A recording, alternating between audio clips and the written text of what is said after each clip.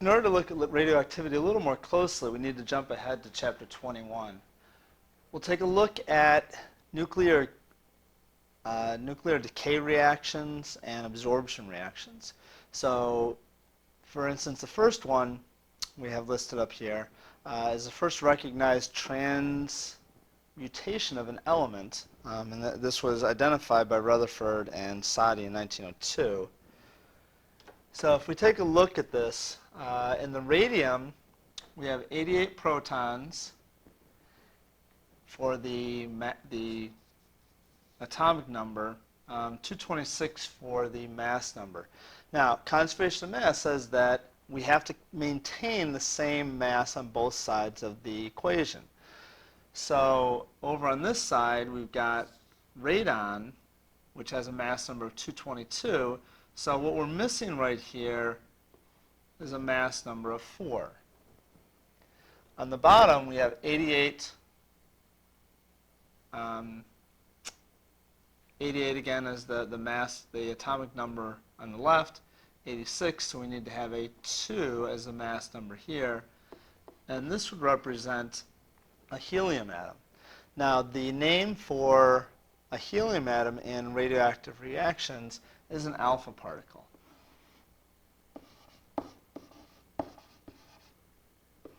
So again, that's a helium, basically a helium nucleus. In nuclear reactions, we leave out any discussion of the electrons.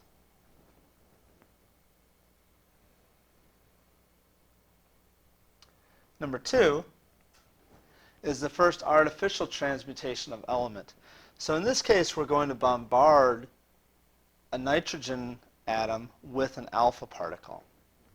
So what we want to be doing is thinking, all right, in place of the alpha particle here, we want to be thinking of a helium nucleus. So what element was produced when we did this? Well, if we look at the combination here, also notice that what we produced here was a 1,1p.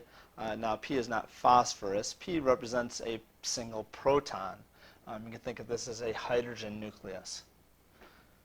So in the mass number on the left, we have 14 and 4 is 18. So over on the left, we have 1 for mass number for the proton.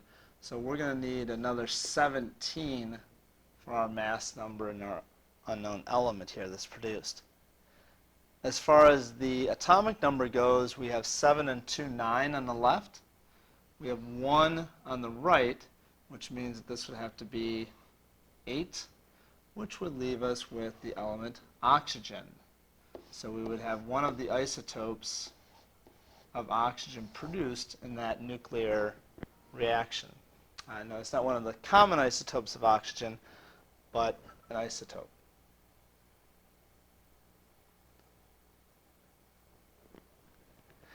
Here's the equation for the reaction in which Chadwick in 1932 discovered the neutron.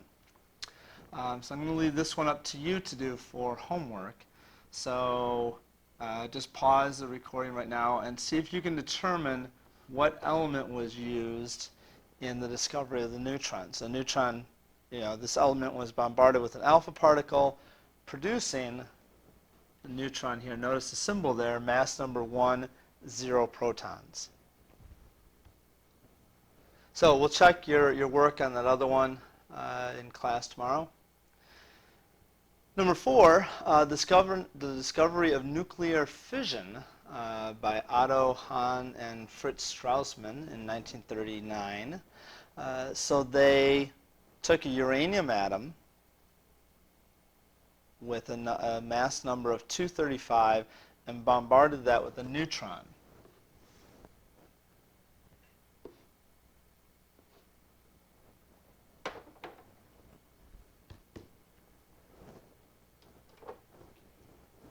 So they bombarded that with a neutron, producing 2 radioactive substances, an isotope of barium and an isotope of krypton. So these are the 2 things that we get worried about in terms of nuclear waste in nuclear power plants. And over here, what did they produce? So if we add up our numbers on the bottom, we have 92 on the left, and then we have 80, 92 on the right. So our number on the bottom is going to be a 0. All right, so whatever we're producing has 0 protons. The mass number, we have 236 on the left. And on the right, we have 233. So we need 3 more here. Well, a mass number of 3, but no protons. Well, that means that we must have, basically, 3 neutrons. Right? Now, what does that mean? Well, those 3 neutrons can then be used, each one of them can actually find another uranium atom to break apart. And thus starting off a fairly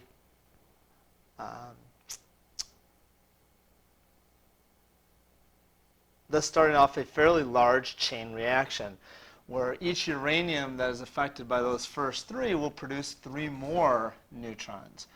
And so then we'll have 9 neutrons produced. Those can then react with 9 uranium atoms and produce 27, and so on and so on. And that's how we get the chain reaction that in a nuclear explosion would go out of control and create an explosion. In a nuclear power plant, we try to maintain we maintain the concentration of uranium so that that reaction can't get out of control and cause an explosion.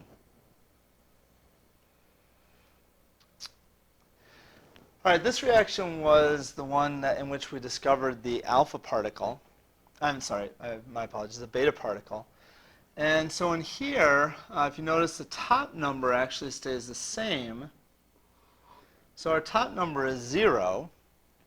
And then we look at our bottom number, and we have 89 on the left and 90 on the right, which means our bottom number is a -1. Well, 0, -1 is a beta particle. All right, so how do we have -1 protons? How do we lose a proton and yet the mass number stayed the same?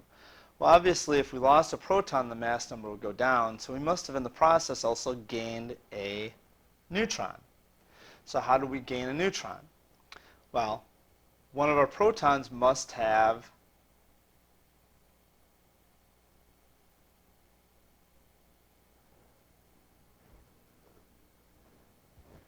Next, we have the discovery of beta particles. If we look carefully at this reaction, our mass number on the top stays the same. So we're going to have a 0. If we look carefully at this reaction, the mass number stays the same. So we're going to end up with a 0 on the top. Now on the bottom, mathematically, we start out with 89 protons. We end up with 90. So mathematically, for this to work out, we have to have a -1 there. Well, this is given this type of symbol, and it's called a beta particle. So what does that mean? How do we keep the mass number the same and gain a proton? How do we gain a proton? But did we really gain a proton? Well, yeah, we must have gained a proton, but the mass number stayed the same, which means we lost a neutron. Where did that neutron go? Well, it really didn't go anywhere. We took a small bit of fluff, or a small bit of mass from that neutron, and basically ejected it out of the nucleus. But along with that small piece of mass, we also lost a negative charge. Losing that negative charge then turned that neutron into a proton. So in essence, what we did here was we took a neutron and we changed it into a proton, creating the beta particle. Now, there's a similar type of dilemma with this last one, and again, I'm going to leave this up to you to work on your own. A nitrogen atom decomposes into a carbon atom and gives off kind of a unique particle there. And you can see the same type of thing happens where the mass number stays the same. So I'm going to leave it up to you to analyze what the product is and how that happened.